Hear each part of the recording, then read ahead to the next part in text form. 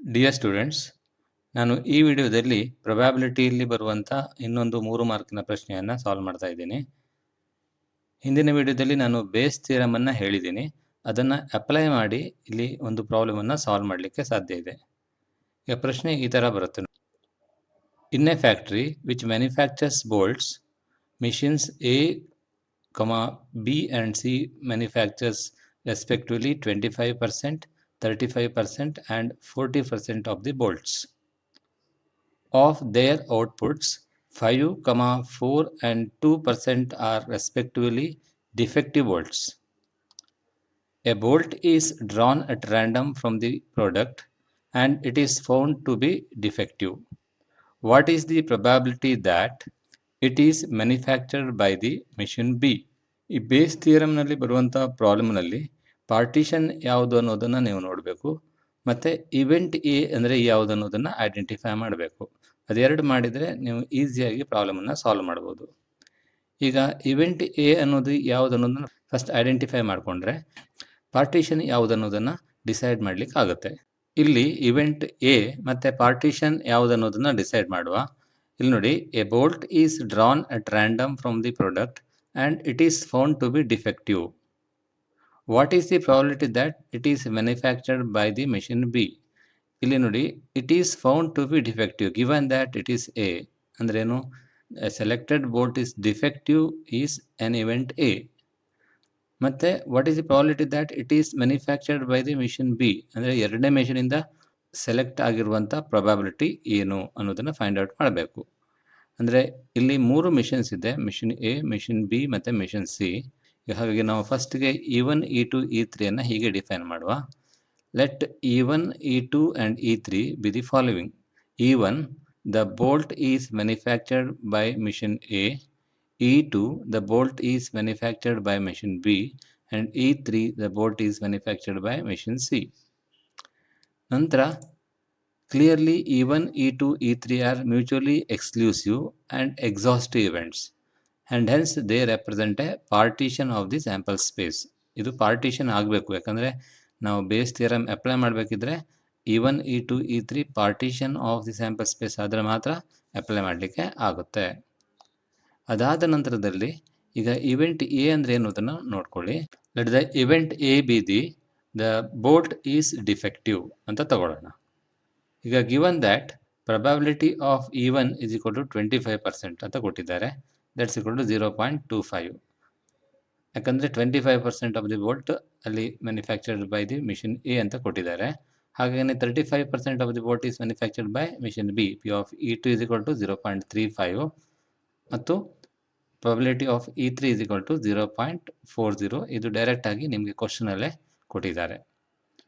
ನಂತರ probability of A given that E1 ಅಂದರೆ probability of the selected bolt is defective when it is manufactured by machine A is 5%. ಹಾಗಾಗಿ that's equal to 0.05. ಹಾಗೆಯೇ probability of A given that E2 ಅಂದರೆ 0.04. probability of A given that E3 ಅಂದರೆ 0.02. ಈಗ ನಾವು ಏನು find out ಮಾಡಬೇಕು ನೋಡಿ. A bolt is drawn at random from the product and it is found to be defective.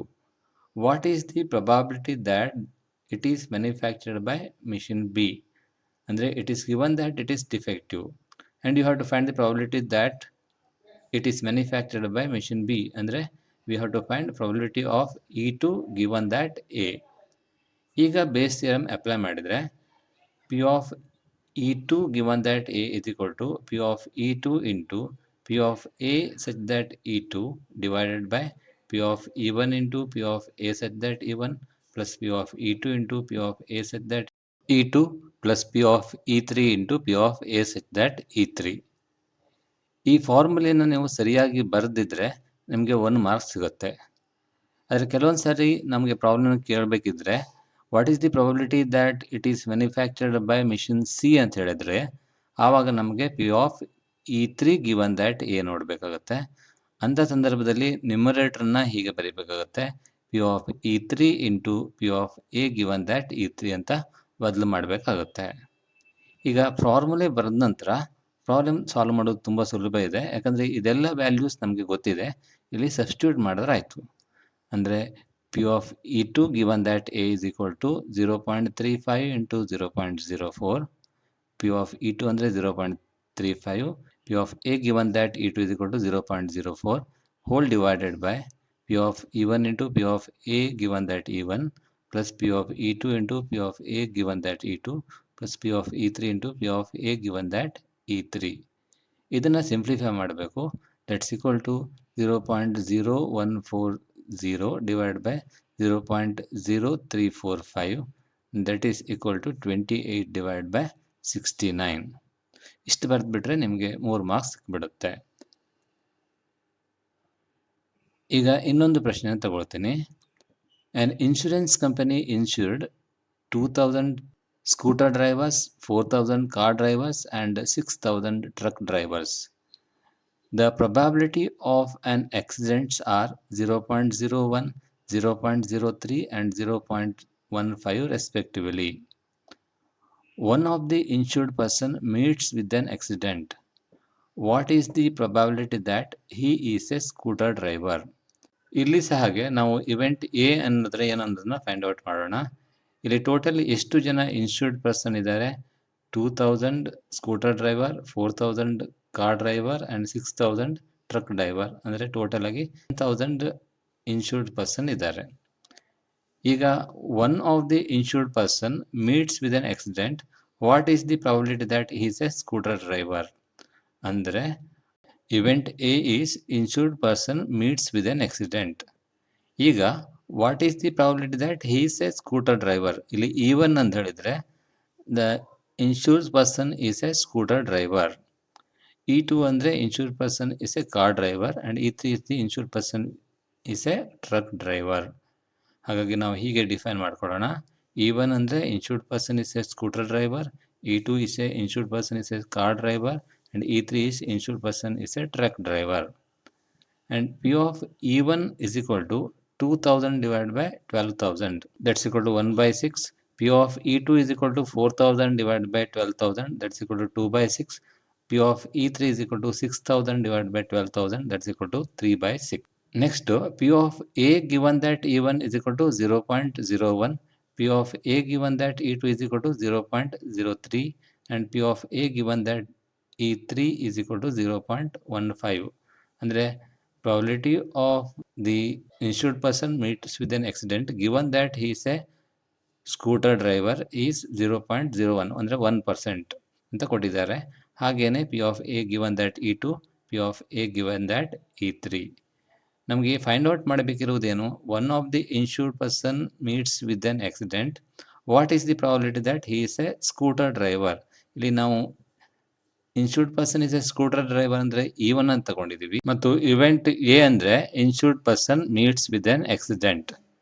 ಹಾಗಾಗಿ P of E1 given that A ನೋಡ್ಬೇಕು ನೀವೀಗ. ಅಂದರೆ one of the insured person meets with an accident given that it is insured person meets with an accident.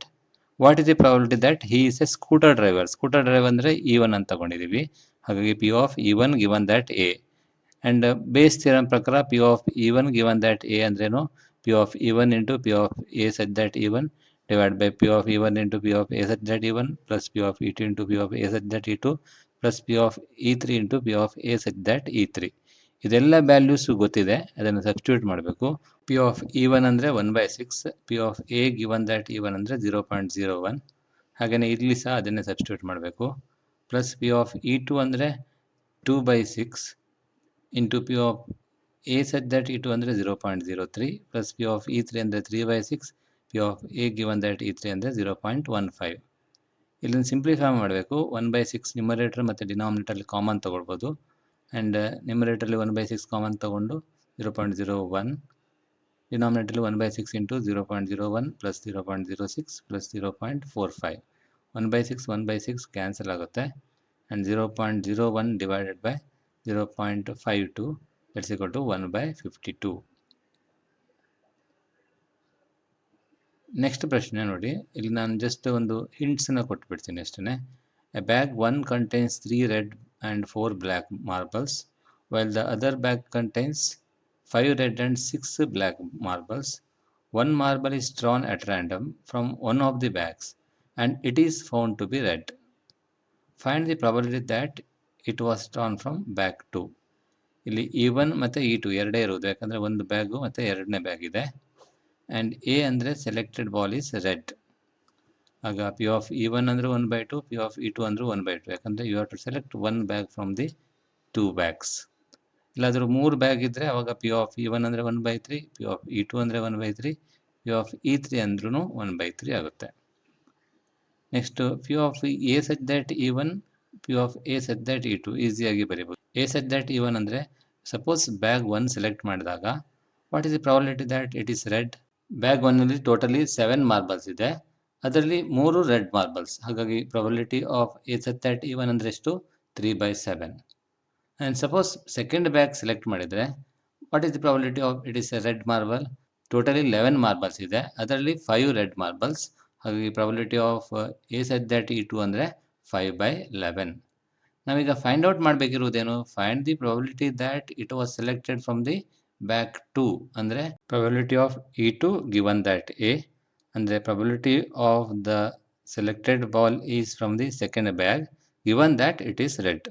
ಈಗ Bayes ಥಿಯರಮನ್ನು use ಮಾಡಿ ಈ ವ್ಯಾಲ್ಯೂಸನ್ನೆಲ್ಲ substitute ಮಾಡಿ ನೀವು probability of E2 given that A ನೋಡ್ಬೋದು. ನೆಕ್ಸ್ಟ್ ಕ್ವಶನ್ ನೋಡಿ. A man is known to speak truth 3 of 4 times. He throws a die and reports that it is a 6. Find the probability that it is actually 6. ಇಲ್ಲಿ E1 ಮತ್ತು E2 ಅನ್ನು ಹೀಗೆ define ಮಾಡ್ಕೊಳ್ಳೋಣ. E1 ಅಂದರೆ die shows 6, E2 die does not show 6. ಇದರ probability ನಿಮಗೆ ಗೊತ್ತಿದೆ 1/6. Dye does not show 6 ಎಷ್ಟಾಗುತ್ತೆ? 5/6. ಹಾಗೆ probability of E1 probability of E2 ಬರೀಲಿಕ್ಕೆ ಆಗುತ್ತೆ. ನಂತರ P of A such that E1 ಕೊಟ್ಟಿದ್ದಾರೆ, ಅಂದರೆ P of man reports that 6 appear when die show 6 ಅಂದರೆ ಏನಾಗುತ್ತೆ? ಹಿ ಸ್ಪೆಕ್ಸ್ ಟ್ರುತ್ ಅಂದಾಯಿತು, ಅದರ ಪ್ರಾಬಬಿಲಿಟಿ ಕೊಟ್ಟಿದ್ದಾರೆ 3/4. ಹಾಗೆಯೇ P of A such that E2 ಅಂದರೆ probability that man that 6 appears when die does not show 6 ಅದರ compliment ಆಗಿರುತ್ತೆ, ಹಾಗಾಗಿ ದ್ಯಾಟ್ ಇಸ್ ಈಕ್ವಲ್ ಟು 1/4. ಇದೆರಡು ಕೊಟ್ಟಿದ್ದಾರೆ. ಈಗ ನಾವು ಫೈಂಡ್ ಔಟ್ ಮಾಡಬೇಕಿರುವುದೇನು? Find the probability that it is actually 6 the die shows 6. ಅಂದರೆ ನಾವು ಫೈಂಡ್ ಔಟ್ ಮಾಡಬೇಕಿರುವುದೇನು? Probability of E1 given that A ನೋಡಬೇಕಾಗುತ್ತೆ. ಬೇಸ್ ಥಿಯರಮನ್ನು ಅಪ್ಲೈ ಮಾಡಿ ಫೈಂಡ್ ಔಟ್ ಮಾಡ್ಬೋದು. Next question. There are 3 coins. One is a 2-headed coin having head on both sides. Another is a biased coin that comes up heads 75% of the time, and the third is unbiased coin. One of the 3 coin is chosen at random and tossed. It shows heads. What is the probability that it was 2-headed coin? ಇಲ್ಲಿ ನೋಡಿ 3 coin ಇದೆ, ಹಾಗಾಗಿ ಯಾವುದಾದ್ರು ಒಂದು ಕಾಯಿನನ್ನು choose ಮಾಡ್ಬೋದು. Selecting the first coin, selecting the second coin, selecting the third coin as E1, E2, E3 ಎಂದು ಬರ್ಕೊಂಡ್ರೆ and there is all equal chance of selecting each coin.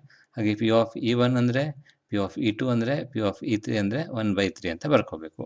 ಈಗ probability of A given that E1 ಅಂದರೆ ಏನು?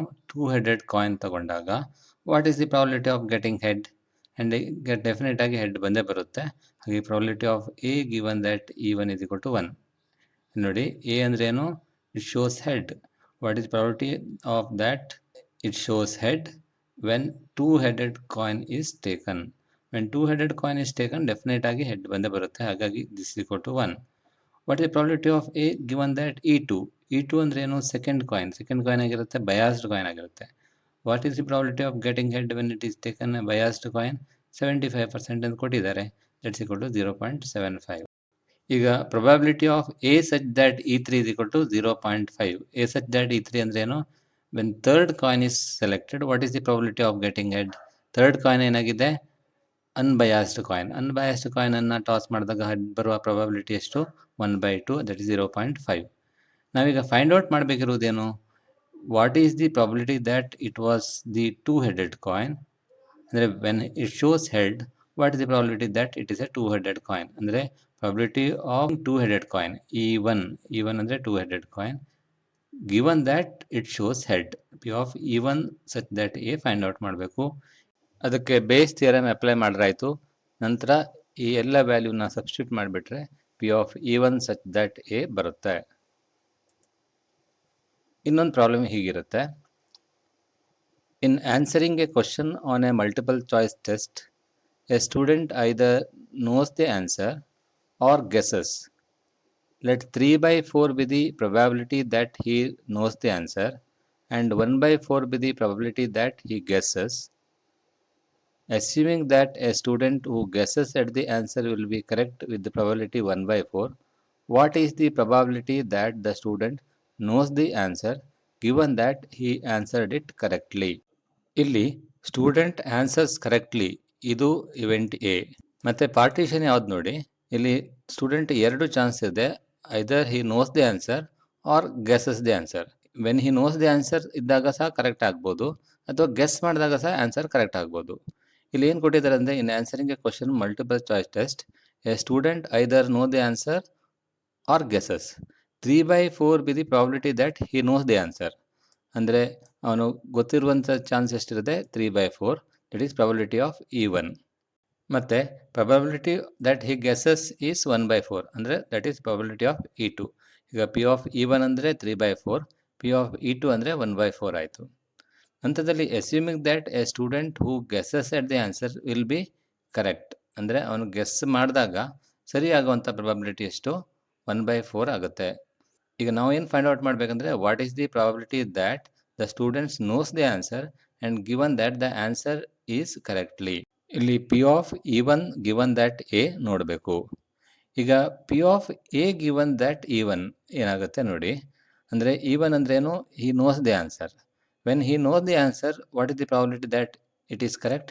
When he knows the answer, probability that answer correct is 1, because ಅವನಿಗೆ answer ಗೊತ್ತಿದೆ. Answer ಗೊತ್ತಿದ್ದಾಗ ಖಂಡಿತ ಸರಿಯಾಗಿರುತ್ತೆ.